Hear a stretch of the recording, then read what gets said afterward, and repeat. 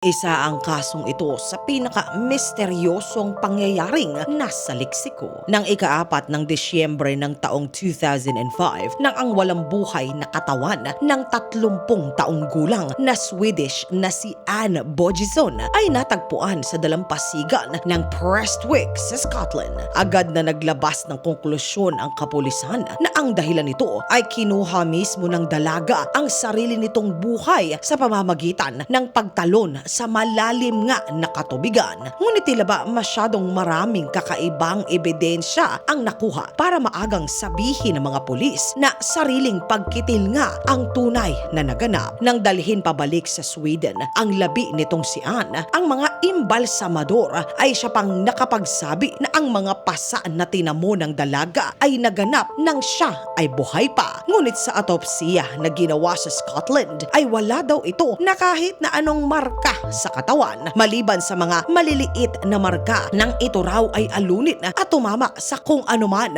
ang nasa katubigan kung saan siya naman ay natagpuan.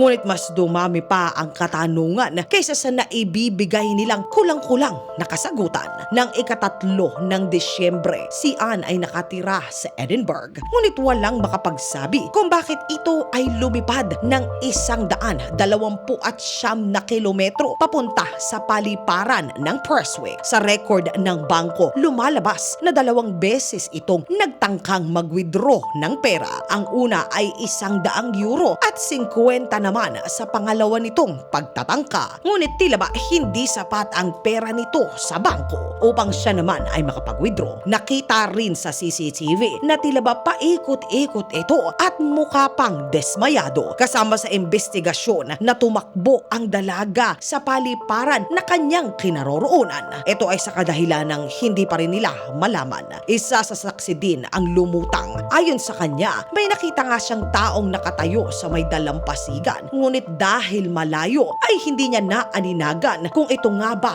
ay ang dalagang si Ann. Sa dami ng kakaibang sirkumstansya ay nagsariling imbestiga na ang nawalang pamilya. Nang tangkang kukuha ng sample ng tissue ni Ann ang kanyang mahal na pamilya upang pribado sanang mapaimbestigahan ang tunay na naganap sa dalaga, tumangging maglabas ang kapulisan ng Scotland. Pinabuksan ng pamilya ni Ann ang kanyang email sa pag-asang baka doon mayroon sila na matuklasan. Ngunit laking gulat nila na walang laman ang email nito. Lumalabas sa pag-iimbestiga na ang email daw ng dalaga ay hinak at binura lahat ng laman nito. Isa sa kaibigan nito, nakausap niya palagi ang nagsabi na kahit ang telephone company ay walang record kung sino ang tumawag at nag-text sa dalaga sa loob ng buong 1 taon. Ayon sa kumpanya na wala silang record, malamang na di raw ginamit ang telepono ng matagal, na siya namang agad na pinabulaanan ng mga taong kausap ni Ann bago pa ito ay misteryoso na pumanaw. Matapos ito ay madalas na sila na nakakatanggap ng tawag na wala namang sumasagot at panay katahimikan lamang ang nasa kabilang linya. Isa pa sa nakapagtataka sa pamilya ay nang makuha nila si Ann ay ginupit ang buhok nito at saka itinapon daw sa basurahan. Ito ay ayon din sa kapulisan sa Scotland. At dahil nga walang tulong at kooperasyon na nakuha, magpasa hanggang ngayon ang totoong nangyari kay Ann ay misteryo. Patuloy na nagsusumamo ang nangungulilang pamilya na sila ay tulungan upang makamta nila ang inaasam na mailap na katarungan.